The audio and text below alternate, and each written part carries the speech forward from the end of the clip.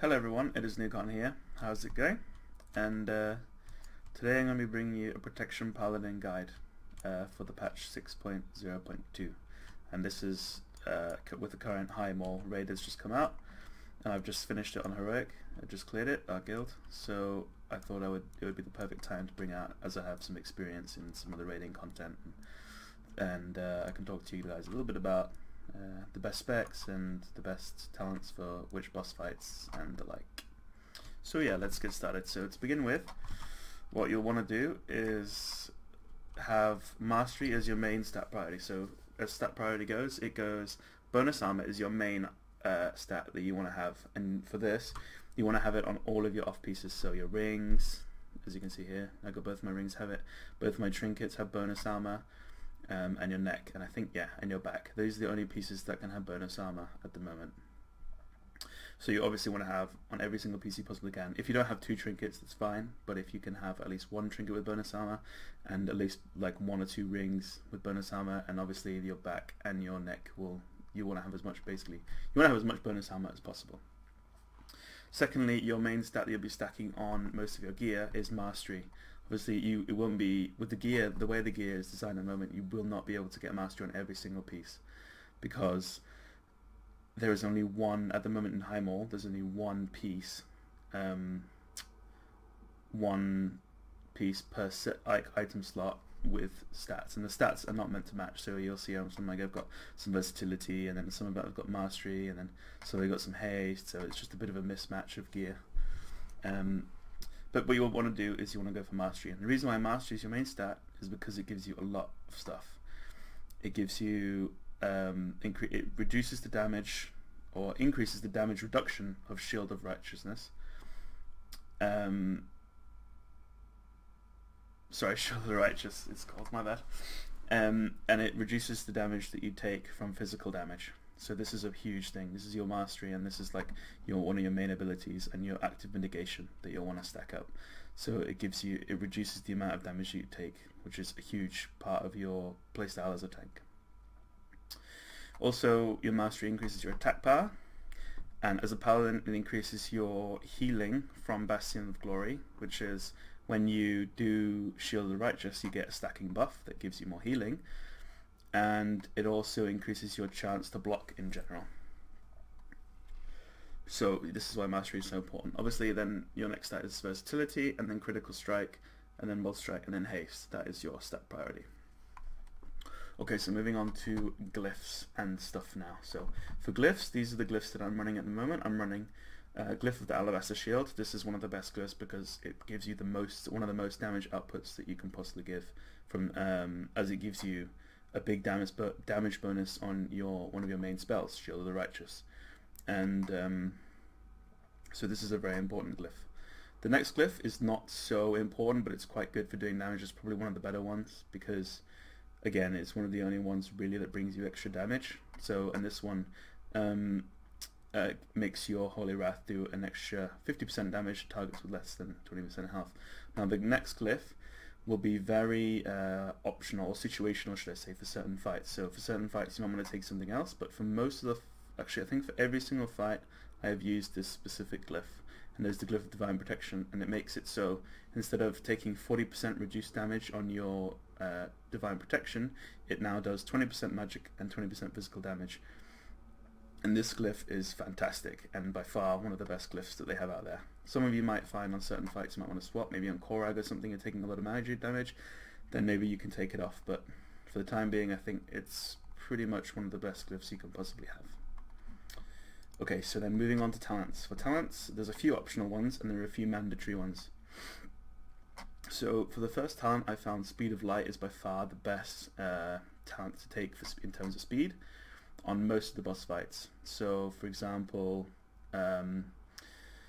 even on the first boss, on Kargath, if you have to run around and pick up all the ads, you only have to do that every now and then, so it's good. You have a very big speed boost.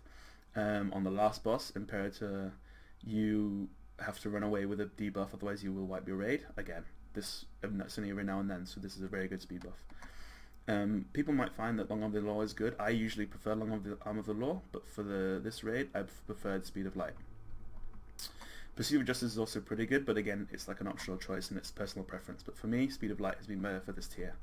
The next tier, again, is completely optional. It doesn't really matter what you take. If you find UCC for trash or something, then Repentance is good. Blinding Light's kind of good, but it doesn't really do that much if people are DPSing the target that you're taking. Now the next tier is Sacred Shield is your best option, and some people might argue that Eternal Flame is pretty good, and for the numbers I think they're pretty much equal. So Eternal Flame does about the same amount of healing, should I say, in general, but the reason why Sacred Shield is better is because Sacred Shield cannot overheal, whereas Eternal Flame, if you're full health, it's doing literally nothing, whereas if you're full health with Sacred Shield, it's giving you a damage absorb, so when you're taking damage, you're not actually taking damage, the damage is being completely absorbed. And it's up all the time, whereas Eternal Flame costs Holy Power to run, which if you're running with a certain build, for me I use the Seraphim build, so it's quite annoying to keep up Eternal Flame when you should be using it on Shield of the Righteous or, again, Seraphim, because it's quite a hungry Holy Power build. Now the next tier, again, depends on boss fights, so for example, I'm going to be progressing on Kargath Mythic, and for that I'll probably use Hand of Purity, because when you get impaled, it's very good to take reduced dot damage, because that's exactly what it does when he impales you. You take dot damage. And then, other than that, Unbreakable Spirit is literally the only one, unless for a situational boss fight, Unbreakable Spirit is the best talent that you can possibly take. And that's because it reduces the cooldown of your Divine... Well, Divine Shield doesn't really matter, but it's your Divine Protection and Lay on Hands that are really important. Lay on Hands is a very big cooldown. If you're about to die, then it's fantastic. Then you're obviously going to survive. And then Divine Protection is also really good, and it reduces the cooldown on your Divine Protection by 50%. And that is obviously... I use Divine Protection literally on cooldown. It's almost never off cooldown for me, so... So yeah, that's that tier. So the next tier, again, is a bit iffy, depending on what tier set you're using for the level 100 talent. So I would say for Holy Shield, I would prefer to use Holy Avenger. But considering I'm using Seraphim, there's only really two options that you can use, and that's Divine Purpose and Sanctified Wrath. Those are really the two best options, because with Seraphim it's more of a damage build, damage shielding build. So Sanctified Wrath, I don't really use it because I don't really like the playstyle, but some people might find it to be better. But that's up to you guys what you think. But for me, I would prefer to use Divine Purpose, because you can keep your Seraphim up for most of the time, and then you can, if you get lucky with some procs, you can keep your Shield of the Righteous buff for the entire duration where you don't have your Seraphim up.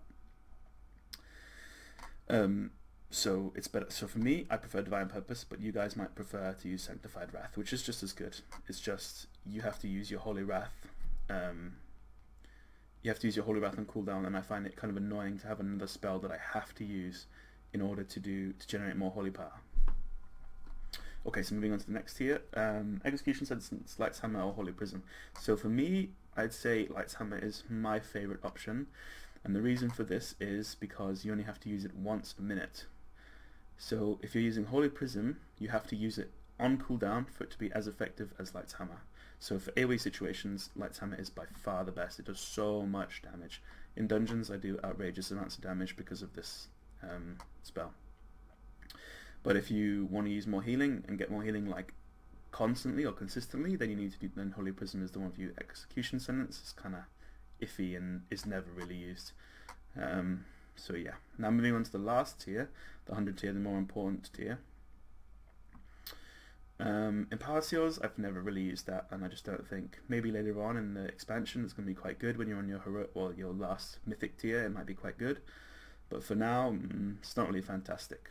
And now the the discussion that I would like to have is Holy Shield and Seraphim. So for me, I used to use Holy Shield when I first started tanking dungeons, and I really enjoyed being able to block spells. Now that's really good, and also the 15% block chance that it gives you. But in terms of raiding and doing damage to the boss, obviously bosses, the more longer the bosses are alive, the more healing your healers have to do. And obviously this is the amount what you want to reduce. You want to make sure the bosses die quickly. So in terms of damage, Seraphim is far superior to Holy Shield, unless you're tanking maybe 15-20 mobs at the same time, where you're blocking every single attack and you're doing 4,000 damage to each. So other than that, if that's the case, then Holy Shield will be better.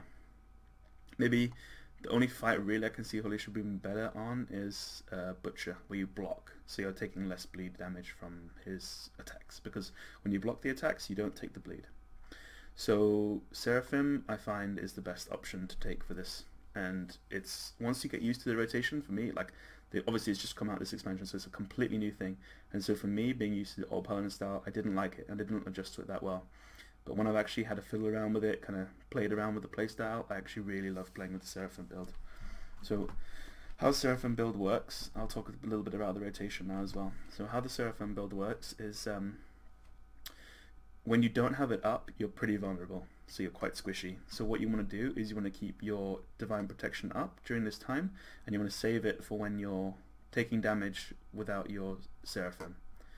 So I'll kind of show you a little, like a short rotation here, like a slowed down rotation. So what you want to do is, obviously, when you start a fight, you want to run in and do your Sacred Shield. So I'll do my Sacred Shield. Then I run in, I'll do my Crusader Strike, and I'll do my Judgment, and that's my Holy Power build. So then I'll put my Divine Protection, so that I'm taking less damage. And if you want, I don't know, you can put this. If you're Blood Off, you can do your Arcane Torrent, and you can generate 1 extra Holy Power. So now we're at 5 Holy Power, and that's where you want to be. And so with the first Holy Power, you obviously want to put your Seraphim. So we'll do that. We'll activate Seraphim, and now you take a lot less damage, and you have a lot more haste. So depending on how many procs you get of everything, then you can try and just keep your, and then you just spam all your spells. When your Seraphim runs out, you want to make sure you have 5 Holy Power. And how that works is, and then now, just spam as much as you can. And spam until your Seraphim comes off cooldown. And again, as you can see, Divine Protection is off cooldown again. And then once your Seraphim comes to maybe 4 or 5 seconds on cooldown, you want to pull your Holy Power to get 5, and then you redo your Seraphim again. And then you just keep doing that over and over again. Obviously, in between that, you'll weave in your Consecrate, you'll weave in your Sacred Shield, as you can see in like a little window here, popping up and saying that my Sacred Shield's off. Obviously, I'm just showing you a basic rotation, so you guys can get the idea. But that's the idea behind it. So you're taking, well, I find you take a similar amount of damage that you would take with Holy Shield, but you're putting out a lot more damage than what you would output with Sacred Shield against like a single mob or a single target, because you're gaining a huge amount of stats. You're gaining what, 1,000 crit, mastery, haste, multi-strike, versatility, and bonus armor. So 1,000 of each of those stats, which is huge. So you're taking less physical damage, you're taking less, you're blocking more, you're parrying more. It's just fantastic. So yeah, I think that's everything. Also, one little thing with snapshotting.